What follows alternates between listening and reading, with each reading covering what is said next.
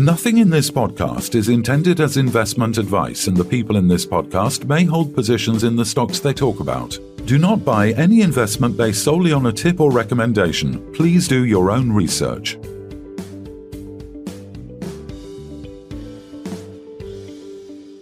Hello and welcome to the Sunday Roast. It's December the 24th, aka Christmas Eve. I'm Phil Carroll. And I'm Kevin Hornsby. It's that time of year, the roundup of the 12 stocks of 2023. If you could sum up the market in one word or even one sentence, what would it be, Kev? Schizophrenic. Schizophrenic. Okay. One week or 2 weeks it's flying and we think everything is going to start looking okay. And then the very next day or the next week, we're in a downtrend again.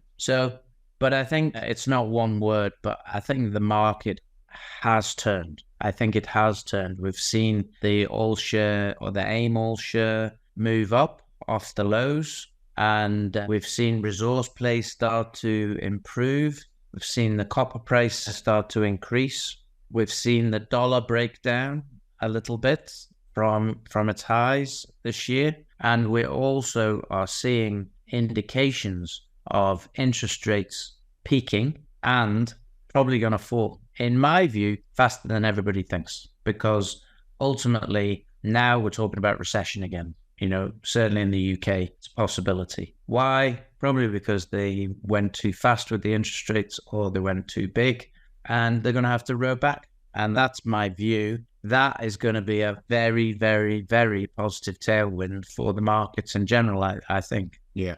So, I mean, as you rightly said, 2023 has highlighted the growing weakness in the AIM market, the junior section of the London Stock Exchange. And I think we looked at the Asian markets. The Nikkei was 225 was up 28%. The S&P 500 was up 18%. The ASX was up 5.3%. And the TSX Venture Composite was up 3.7%. So foreign markets have done remarkably well, mainly S&P 500 being very good. And obviously the standout being the Nikkei 225, up 28%, which is phenomenal really in this year. And they're all up, as I said, but the FTSE AIM All Share Index is down a staggering, it was as low as about 15%. I think it finished the year around the 9% mark when we looked on Google stats earlier. But been a dire year for the junior stock market, for the AIM, and that's what we're kind of using as a barometer to compare against for our portfolio, because they're largely AIM stocks or nano cap stocks in the junior segment. Yeah, largely some main market ones, but I mean, ultimately they're in the same basket, if you like, in terms of value of shares. Yeah, so the other thing we need to look at is, and this was a really interesting figure, and it's well worth talking about, is weighing up the market in terms of ability to list, ability to fund. To October of this year, there were only 11 new IPOs on AIM, right? Which is the lowest it's been for 24 years. It's down 27% on 2022 and down 80% on the same period in 2021. So in 2005, when we had everything coming to market, it was a bull time, to 2007, before obviously the Lehman crash, there were between 201 and 356 new IPOs between January and August, which makes this 11 number absolutely woeful, pitiful. Yeah, I mean, 11 is almost zero, isn't it, in comparison to what you've just said? We had a new one come to market there just a couple of days ago, which was a good sign, I think. Pathway Energy, I think it's called. Energy Pathways. Energy Pathway, even. Another one I can get wrong. That's good. Energy Pathway Energy, whichever way you want to say it. EPP is the ticker. EPP is the ticker. And it looks very attractive, I think. We will be talking, I think, to the CEO and chairman in January.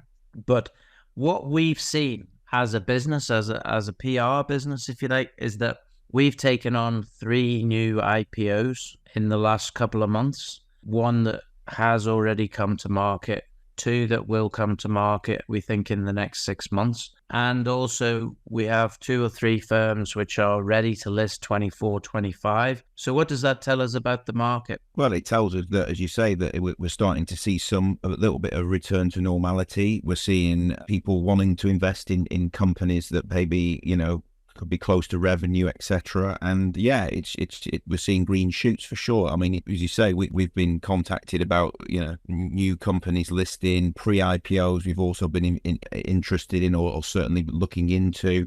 And it definitely looks like, that London is starting to wake up to the fact that it needs IPOs and new companies, new blood on the stock exchange, because without it, there's no growth there at all, is there? Yeah, well, the whole reason for stock markets is what is the reason to list on a stock market?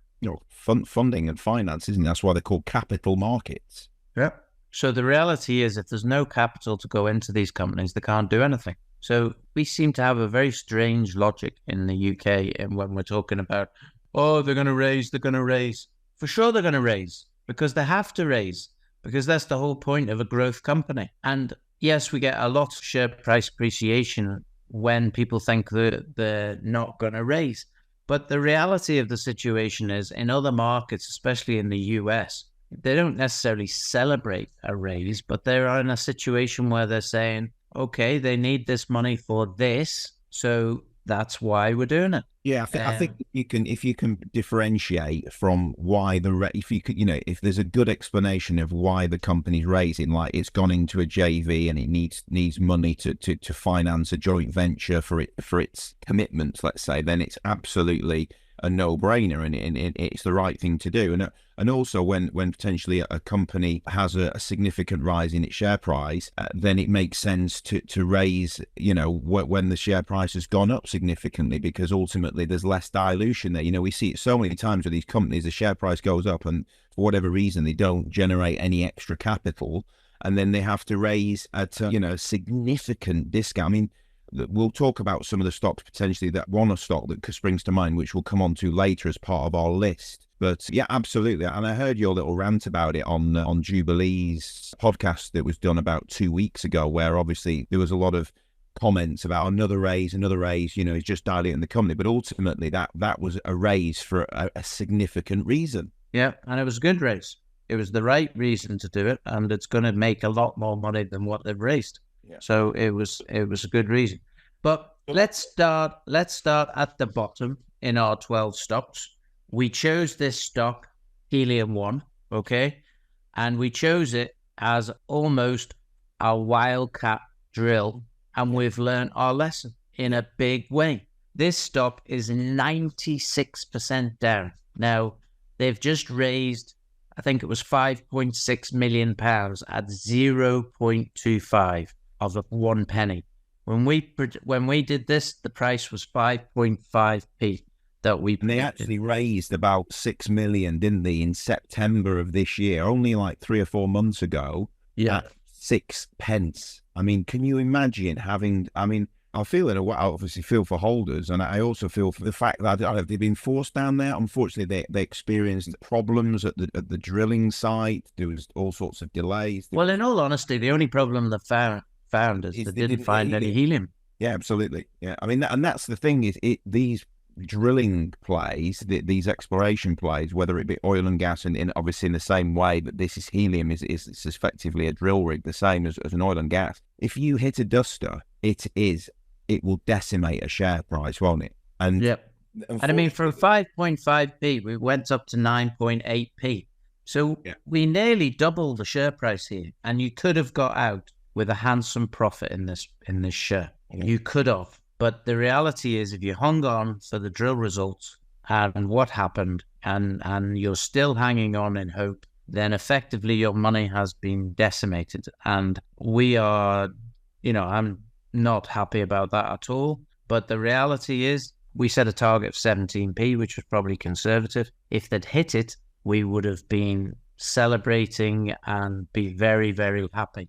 So these are the chances you take. Now, if we move to the second worst performer that we had, which is Prospect Energy, this one is unfathomable. I don't get it, right? We basically picked this at 13.5p. It went to a high of 19.5p or 19.25p. These are all weekly end closes, by the way, I think, not like the highest possible buy. They weren't producing gas in Italy, and they've also got Spanish assets. They are cash generative. They are profitable.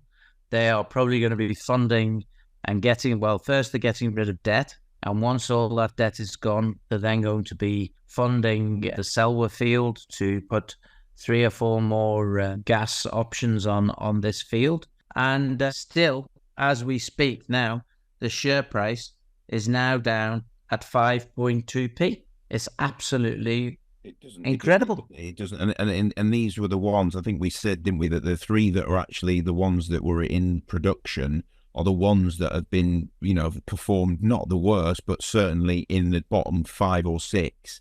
And don't forget that they've produced like 5.6 million cubic meters of gas produced, I think, and then obviously sold that to the BP Gas Marketing with their joint venture partner, the Pole Valley operations. I mean, it's unfathomable that it went up to nearly 20 pence.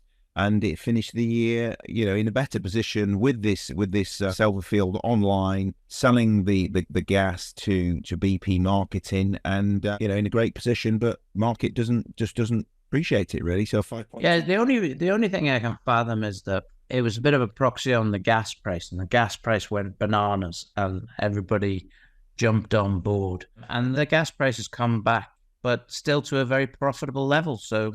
Yeah, it's a very, very, very, very strange one as far as I'm concerned. So the next one in the lower order, which was 50% down or 51% down, was Contango Holdings. Now, I haven't got a lot to say about this. They produced coal. They don't seem to have sold very much of it, and they're not telling anybody anything about it. Yeah, I can't quite get my head around this one at all, really. I mean, there was an update on the 20th of December, so only like 4 or 5 days ago, and I think where it basically said it had received 116,000 US from a large multinational company as payment for the previously reported circa 1,000-ton bulk sample of washed coking coal. So they're selling the samples. I don't know. I don't know what it refers to, but I don't know. It seems, I thought that there was sort of off-takes in place for this one. I think it basically means that there hasn't been an offtake to this point. This is a test to see if they want the offtake, and then once the offtake happens, then we might be in a different game. Yeah, I mean, they did announce, didn't they, that on, I think it was the 26th of October, that they were in discussions with other potential offtake partners for both the coking coal and industrial coal, so which would be complementary to any contract with MNC. So yeah. And that brings us to the next one, which is Ben's Creek. Okay, so these 2 coal producers, and I say producers now. Ben's Creek was down 47%, finished at 11.25, and we picked that at 21.2 as what we thought was a very safe game.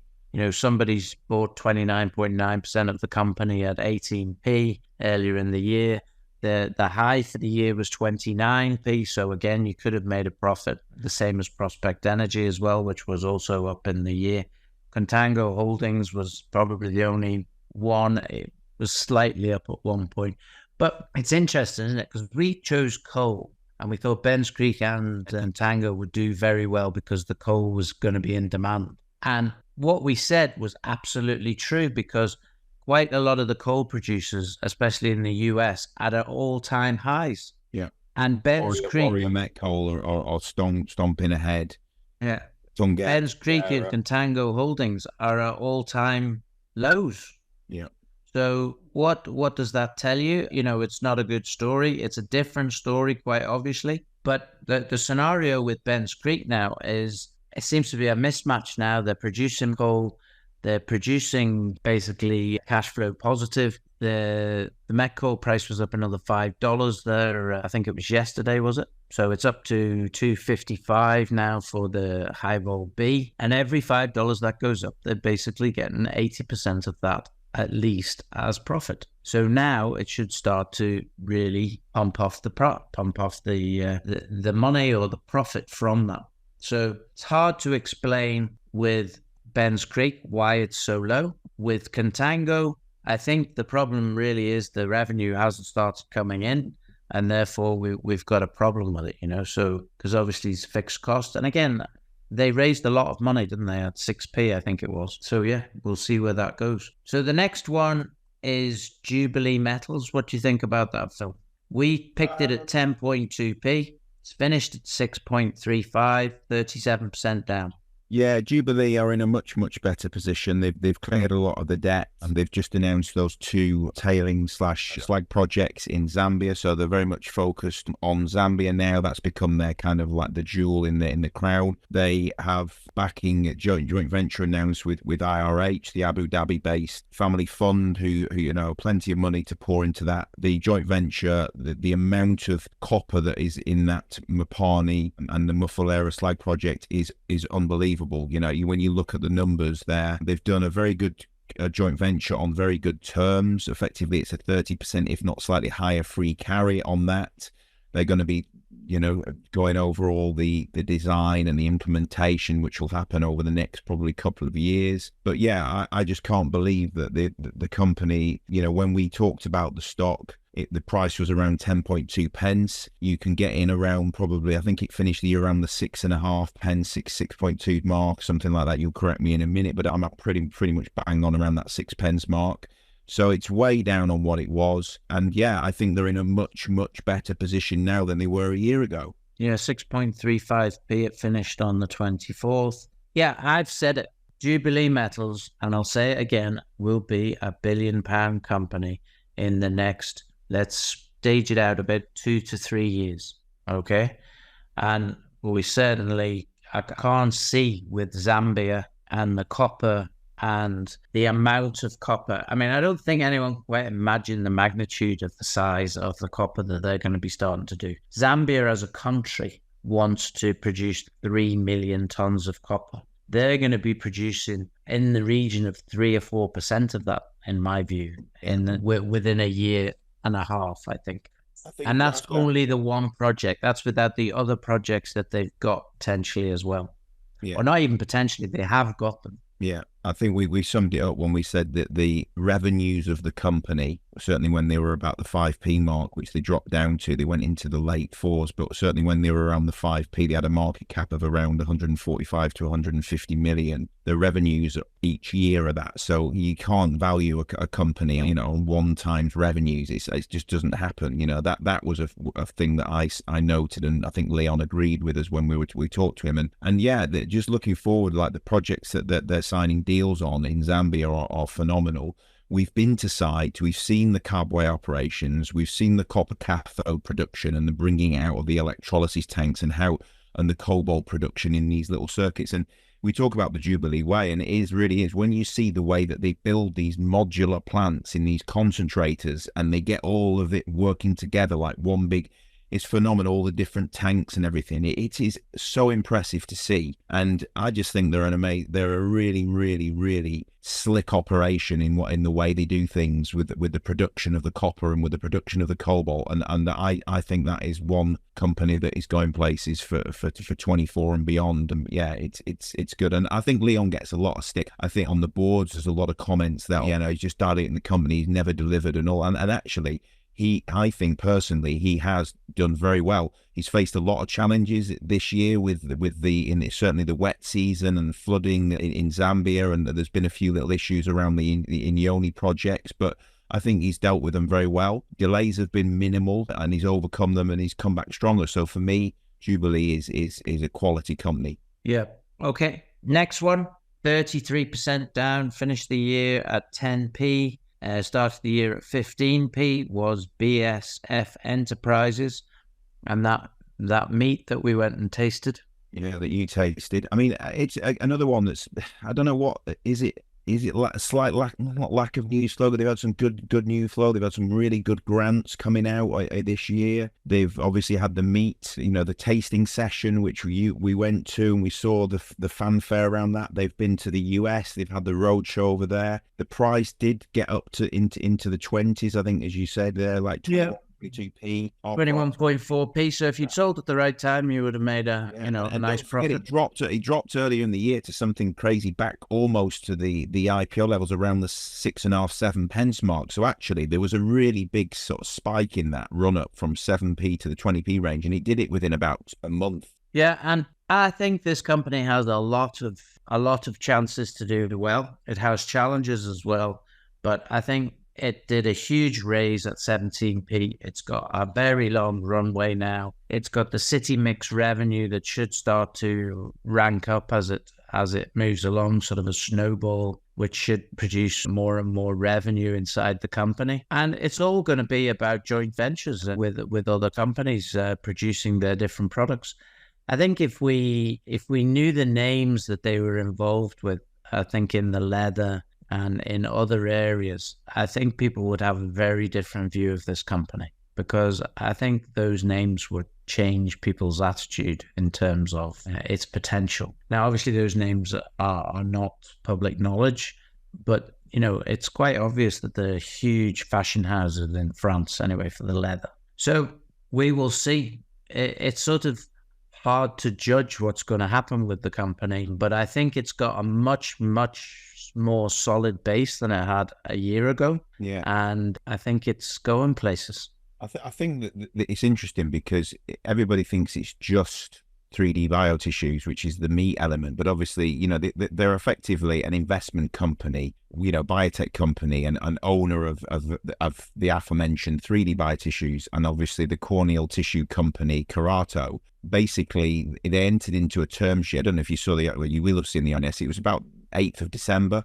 They entered into a term sheet for an exclusive joint venture with Cellular Revolution, who are a leader in continuous cell manufacturing, which is going to help develop a new food tech company focused on developing and offering to the market an end-to-end solution for manufacturing cultivated meat at a scale. So that was exciting, and I think the market pretty much largely missed that one. That it's not just that 3D biotissues. They've got the Carrato, and they've also got this new JV with this Cultivated Meat Technologies Limited to build a new company effectively. So I think that looks promising. Yep, absolutely. It does. It does.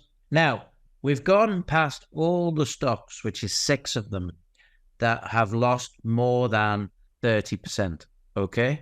And now we move into an area where, to be honest, depending on the day we picked the price, some of these could be level. The next 3 could quite easily be not up, not down, just level. But they are showing as 15% down, 10% down, and 9% down on our actual figures. But really all about trading in terms of this. The first one would be Galileo Resources, which, having interviewed Colin many times, and we spoke to the Zambian guys recently as well, very recently, with the cash and the shares and the assets that Galileo has, I have no comprehension why Galileo is still worth what it is, because it doesn't make any sense whatsoever. Can you shed any light on it, Phil? Because it makes no sense to me. No, I can't. £13 million company with probably £6-7 million worth of assets inside it, maybe even a bit more, and assets which are wonderful. I know you know more about them than I do, so go for it. Yeah, I mean, obviously they've had the Shinganda results in 2023. They had a lot of drilling. They further extended Shinganda. They also had the MRE for the Luan Sobi project. They only had, don't forget, the Glenova sale, which, you know, obviously the cash element of things coming in, which I think was to the tune of about £4 or £5 million equivalent. Maybe slightly higher than that, actually, but I've not got the stats in front of me. There certainly was a significant sum of money that would have been, you know, due to... Yeah, it turned out to be cash as stock in the end, didn't it? Yeah. Then obviously they had the very interesting update and a new discovery on the Kamativi lithium project, which we're going to go and see in Zimbabwe in probably February of next year. So that'll be another one to look forward to. And they've just had so many, you know, updates on Bulawayo, gold targets identified there, obviously more pegmatite intersections at the Kamativi project. Lots of, as you say, they've talked about the Zambian exploration license joint venture in Zambia, because obviously it seems that Colin Bird is building up, you know, he's got the various different, we've got Africa Pioneer, we've got Extract Resources who have also moved into Zambia, and it seems like he's building up the portfolio. He's building up a portfolio of Zambian assets within each one of those companies that he's got, right? So yeah, I think from a company that's got a market cap of about just shy of £13 million, with the cash position they're in and the quality of the projects that they've got, you know, across those different areas and within Zimbabwe, Zambia, and wider afield, that it does look very exciting for a company. Yeah. And then in that same situation is also African Pioneer, so we might as well talk about that. That's we picked that at 2.2p. It finished at 2, but actually all week it's been 2.2p. So it's bizarre that now we look at the figure, it's 2. So pretty much not moved as far as I'm concerned in terms of that. For me, the opportunity here is mind-boggling. Yeah, I think if they can deliver, or they not deliver because they're already delivering, but basically the 3 assets or the 3 different countries, jurisdictions that they have within this. You've got Namibia, you've got Zambia, and you've got Botswana. Now, if we park Namibia and Botswana for a minute and just focus on that jewel, which is Zambia again, they've got these exploration activities ongoing with First Quantum, which started in Q1 of 2023, and they've been doing plenty of drilling. The drill bit is currently still turning, despite the fact that it's going into the rainy season, because we spoke to Colin earlier on that one, didn't we? And basically, they've done a 3D model of the Western Foreland. They've got this Kamoa, Kakula, and Kolwezi style mineralization that runs through, which is effectively from the DR Congo, which borders onto it, and it runs into it. So you've got massive amount of, you've got the Sentinel mine there, you've got, First Quantum have also got another mine there, and they're seeing similarities right across into the licensing area of where First Quantum and African Pioneer have got their projects. And there's continuing, as I say, that there's plenty more drilling to come. The assays there's plenty of assay results to come in the new year. And the one thing that the market missed, and this is the significant RNS for me, which was released in late October, which completely was missed, was that First Quantum basically exercised their option over the 2 key exploration licenses, which initiated an earning period with the first of the earning periods. And they've basically identified crucial structural architecture which resembles that deposit, as I mentioned, in the DRC, the Kamoa-Kakula style deposit. And they've got an extension as well until the end of January or mid-January for them to assess the prospectivity of the other 2 licenses within that exploration area. So ultimately, First Quantum like what they see. They've initiated the earning, and the market has completely missed it, and it's finished the year flat at 2p, and it should be, with a market cap of probably 4.5-5 million quid. I can't understand how you can have a company that's got a joint venture with not only First Quantum but with Sandfire as well, that has not moved on this news that a major, one of the, I think like the 4th largest mining company in the world, First Quantum, have effectively happy with what they've seen and they've initiated the earning. It just doesn't compute. Absolutely. And I mean, it was a high of 3.7 in the year. So again, you could have got 70% out of this if you'd gone in at 2.2 and sold. But, for me, this has got all the ratings of an absolute portfolio maker. If you don't have any African Pioneer, I'm telling you now, buy some. Because this year, I think, could be transformational. We thought it was going to come last year, but obviously things take... Here isn't a lot, is it, in a junior exploration life, and you're also at the mercy of the fact that the major are, First Quantum are reporting on a quarterly basis, so you're going to get 4 updates a year. Drilling is going ahead. They from by all accounts, they like what they see from the RNS quarterly reports, which we've seen, and ultimately a year, as I said to you, is not a long time. This has got to be seen as a 2 to 5 year play, and like most junior investment or any investment, it's not going to happen overnight. Yes, there might be wild swings where you see some profit takers, but ultimately, and it did rise at one point. I remember talking earlier this year where African Pioneer was the best performer on this portfolio, or on the 12 stocks. Yeah, it was. You're right. So ultimately, yeah, it happens, and it's back to 2 pence. We were saying at 2.2p, so you could say that it's parity, as you said. The target was 6p. If someone offered you 6p for your shares now, would you take them? No. I think it's got the possibility and the propensity to do many, many, many multiples. Well, actually, I'd take the 6p and then invest it all in African Pioneer at 2.2p. Yeah, but I know what you're asking. What I'm saying is, if someone came along, or that there was potentially some form of buyout of this company at 6p, the target that we'd identified, I think you would say, not on your life would I take. No, I'd be on the phone to Colin Bird saying, Colin, why are you giving this away? Yeah. So let's move on to the next one.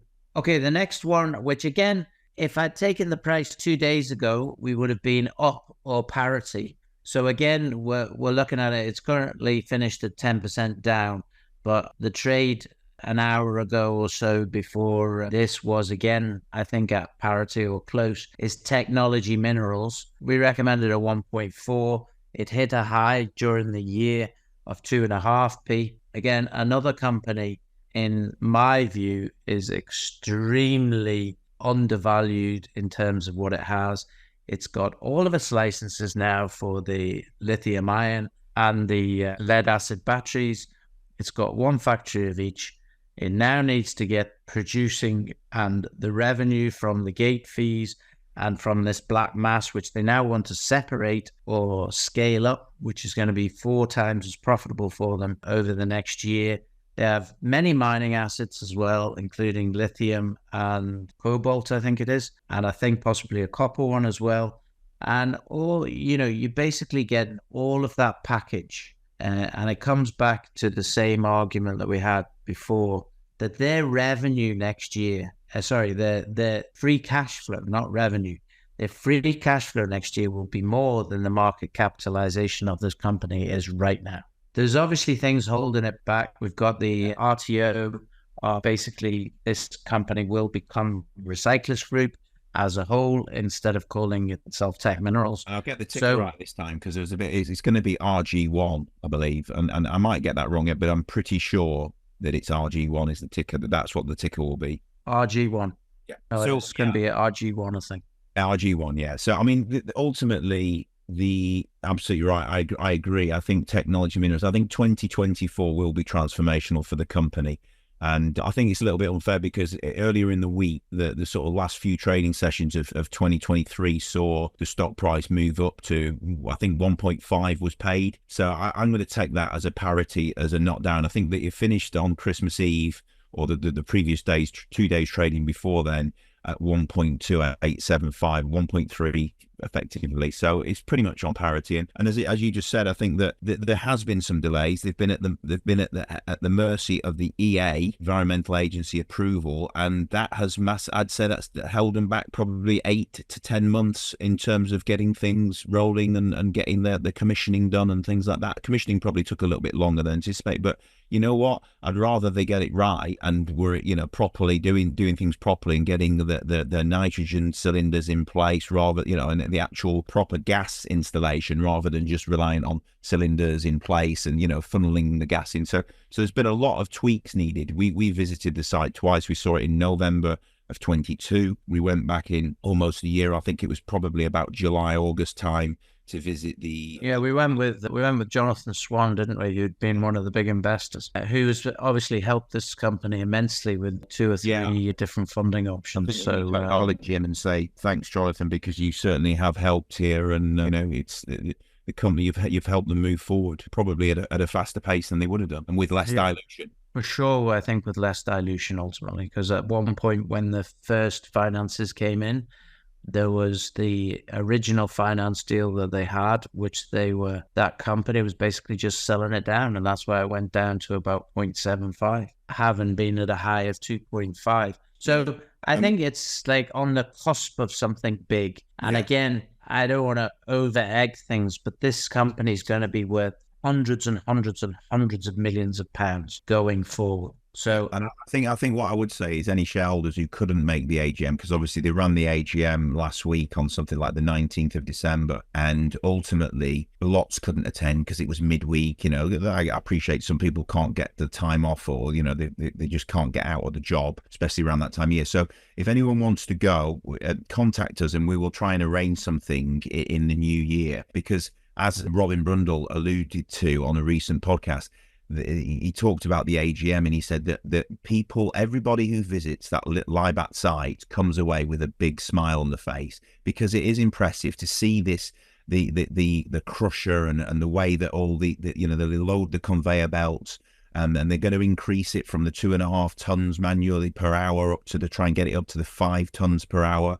And once you see that, and the way that they pen all these metals, all these batteries into these different pens, and it is impressive. So if anyone wants to do that, reach out on the Telegram sites, and we'll try and arrange something in the year, because I do encourage shareholders to go and see what they're actually investing in. It makes perfect sense to go and see the site, doesn't it? And meet the board, meet Alex, meet Robin, because they're very nice guys. They're affable. Absolutely. Absolutely. Next one. Okay, so now we move into the era of the winners. Okay. In third place and bronze, which actually could have been Teck Minerals, it could have been African Pioneer, but it was finally Greatland Gold and our friend Sean. He was taking his win that they were up for the year. They're up 3.13% at 8.25 instead of the 8p that we said. If you go back a week or two, they were 11.5p. So that would have been quite a decent chunk of profit, 40%. At the end of the day, like it's mad. It's like they were up, as you say, to the 11.5p mark, but they dropped back. But bizarrely, they released the Havieron mineral resource estimate, which saw an increase of additional 2 million ounces of gold added to their to the MRE, and it dropped back from the sort of 11.5p or 11 pence range to the. I think you finished the year about, as you say, about 8.3, 8.2 pence, slightly up on the year. He'll take his win.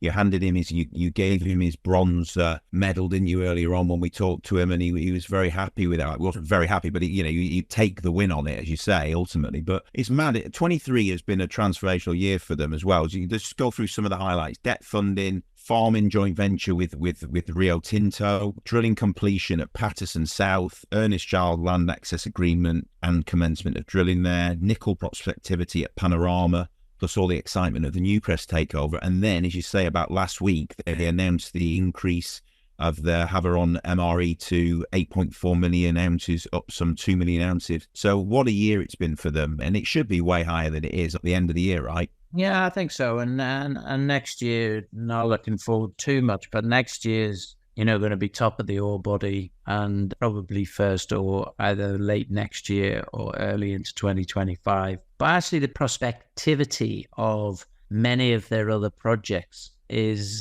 pretty damn good. Yeah, really mentioned Telfer in there as well. They've got a massive amount of projects. There is big potential, and I think it's in extremely capable hands with Sean Day. He's a great guy and also knows his stuff. He really does know his stuff. So that's good.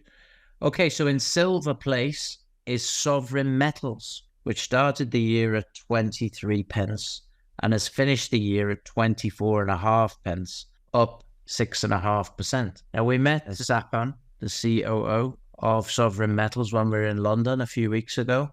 And, the excitement in him and the excitement of this project, shines through.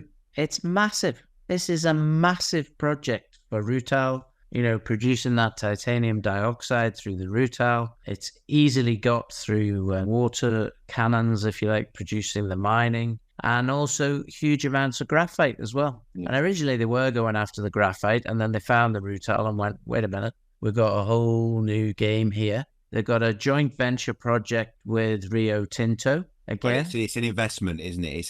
You're right. It's not a JV. $20 million investment from Rio. Yeah, Tinto. For 15% of the company, I think it was. So Rio's put their money where their mouth is and their technical ability to go down to Kasia in Malawi. It's one project that we were going to visit, I think, but didn't quite work out last year. And hopefully this coming year we will visit. And 6.5% up for the year. We had a target of 48p, I think it was. The year high for it was 30.5p. Why isn't it higher? I don't know, to be honest. I think it hit I think the previous year it went up to sort of mid 40s, maybe even early, late 40s. Maybe. Yeah, I think it was 48 because effectively that was why we chose it last year, because that was the high point from 2022. Look, the NPV on this project is 1.6 billion. Yeah. Okay, that means net present value. Net present value. What does that mean? The value it should be now. Okay, and effectively net present value, it's valued at less than, I think, 8% of the net present value.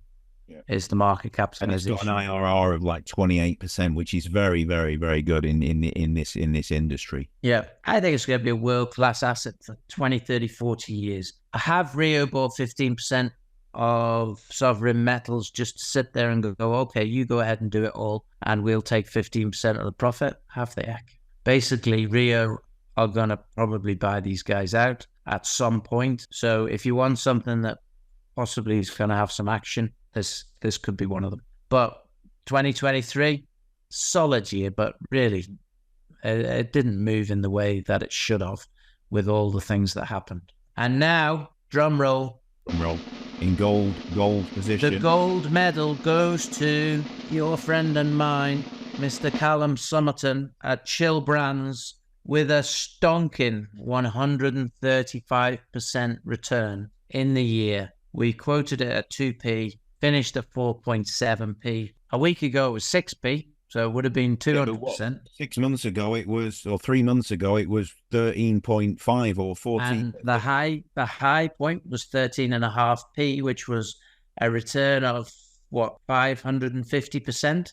Yeah. Why it's as low as 4.7 now, we'll never know, because they've just launched into one of the largest supermarkets in the United Kingdom. They've just done a deal with the distributor for BP, Shell, and Esso petrol stations. They are now in over 2,300 stores. They've got £2.1 million, including VAT, of revenue on the books that will be paid on distribution of the products. And that probably is at worst a quarterly figure, because they only started doing this in August of this year. Yeah. So again, it's beyond comparison in terms of the profitability of these products, in terms of the vapes. It's also got the marketplace, which I fully expect will expand drastically again in 2024. But 2023 is transformational. Seems to be in the right hands with Callum. Callum's come on board. He's completely transformed the company. I mean, when you think of Chill, when it got valued, it went into the pounds. When it literally didn't have any revenue figures. The fact is, he's come on board. He's turned it around. He's got an actual quality product now that people, that he's actually rolling out, as you say, into big name, household names that we know. And as you say, the forecourt deal that was announced earlier this week. We have the W.H. Smith travel stores, which were announced, which was an absolute game changer, and also the Amazon side of things as well online. So, and who knows what sort of levels of profits and revenues that could generate. So, very much looking forward to the actual profits. Hopefully will be announced, whether that's as you say, quarterly or half yearly results. I'm sure we'll see some form of results in 2024. And for me, I see massive potential in the vape space. Obviously, it's got some challenges which Callum's adapting to with the tank, and the fact you can, if they ban the single use, he's got the refill element of things, which is phenomenal. And we'll see how things go in terms of regulatory hurdles that they might have to get over. But as you say, it's not a one-trick pony. You've also got the marketplace, which seems to be, he's expanding it up to about 40 brands. He's aiming to get probably a couple of hundred on there within the next 6 to 8 months. So it all looks very, very good. And I think 24 should be, again, a transformational year from where we are now for Chill Brands. Yep. So overall, we look at the overall picture, and I mean, we congratulate Chill Brands on being number one. The portfolio as a whole, we said we're going to keep you up to date throughout the year, and we have. Portfolio in the first quarter was up about 27%, if I remember rightly. Yeah. And we have ended the year, sadly, at 18% down. Now, I can accredit 10% of that to Helium 1, sadly, because of its demise. And that goes to show you what can happen when you're in a wildcat drilling type investment. And I think we've learned our lesson in terms of the 12 stocks. And I think investors have learned that you can't build a portfolio on effectively a flip of a coin, binary play. Yes, you can put a small punt in, very small, but to put in 1/12 of your portfolio, which is what this would be, is probably, it's too high to leverage against. So ultimately, going forward, any picks will be, companies that are either revenue generative or close to becoming revenue generative in that year, or have more than one product, more than one asset. So the fact is that Helium 1 doesn't have anything else, I don't believe, anyway. But it's got multiple gas helium targets. But it's all within that similar Rukwa basin. But you're absolutely right. And yeah, and whether you like it or not, I don't want to sound like I'm on my soapbox, but they were at they were at 1p, then they drifted down to 0.75, and then the board basically took it upon themselves to raise at 0.25p, £5.6 million, and dilute the original shareholders by 65-70%. Like, sorry, hang your head, shit. You can't. I understand they needed that money for the next drill, but really, unbelievable. I mean, just total destruction of value. Now, will it come back? Could you make a profit from 0.025? Well, it's not for me, that's for sure. Yeah. But could it? Yes, it could. Yeah. Only if when they drill the next time, they find helium and they can bring it to the surface in quantity. Absolutely. If they can't, this company's going out of business. Yeah. So I think what we'll have to say is obviously keep we're going to be doing the 12 stocks for 12 days of Christmas for 2024, and they'll go out from tomorrow, Christmas Day. So keep your eyes out for those. They'll be popping up on the usual platforms on Spotify and Apple Podcasts or wherever you get your podcasts. And we'll do 12 different company interviews. So you listen out for the board. Maybe you hold them already, but it'll be for you to decide or to see whether some of these companies or how many of them make it in, remain on the list and actually make it into the 2024 list. Please keep your eyes out for that. And then what we will do is in the new year, we will then do a review of those stocks and talk about them and the ongoing news that should be coming. Yeah. And very quickly, because we're not going to waste a lot of time on it, we're going to cover the 5 gold rings that we picked last year. Now, these were stocks that we saw as you could possibly put a wildcat drill in our 5 gold rings. Now, we have to say, in hindsight, we made a mistake with Helium 1, but, you live and you learn. If you'd taken out the money at Helium 1's high point, which was 9.8p, you would have been sitting pretty. But at the end of the day, you didn't.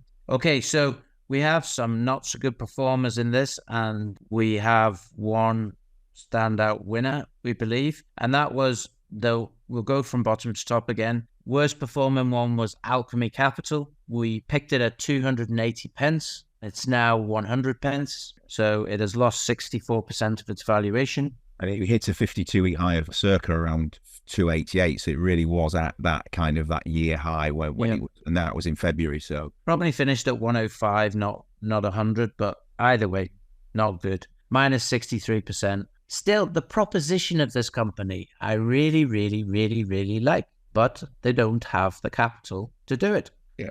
So unless they get the capital to do it, and there is a movement, maybe both politically and from the movers and shakers in terms of these companies, not sure it's going to happen.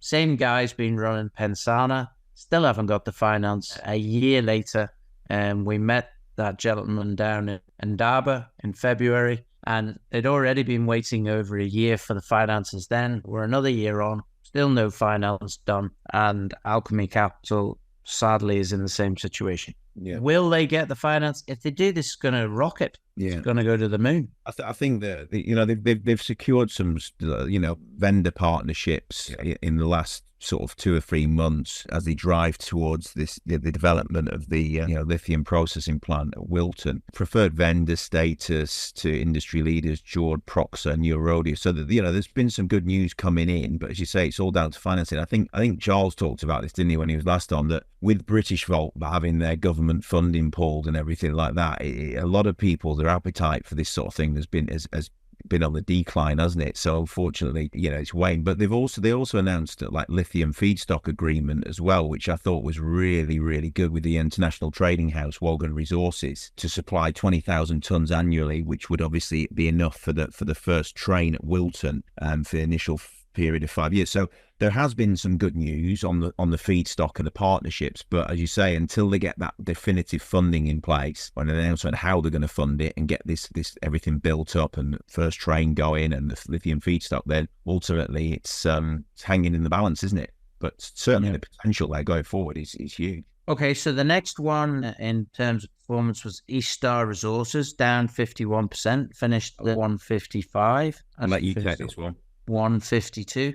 Yeah, I mean, this was definitely my pick. That's why Phil's telling me to take this one. I believe there was a major faux pas in this. They needed cash during the year. They didn't take it when they should have took it. They took eventually when it was at 1.5p, the funding, which was a lot more dilution than was required. Is there upside in this stock? Absolutely 100%. The copper looks very, very attractive. It should be within the next 2 years that this could become a producer. More drilling has to take place to confirm and up the JORC on the copper.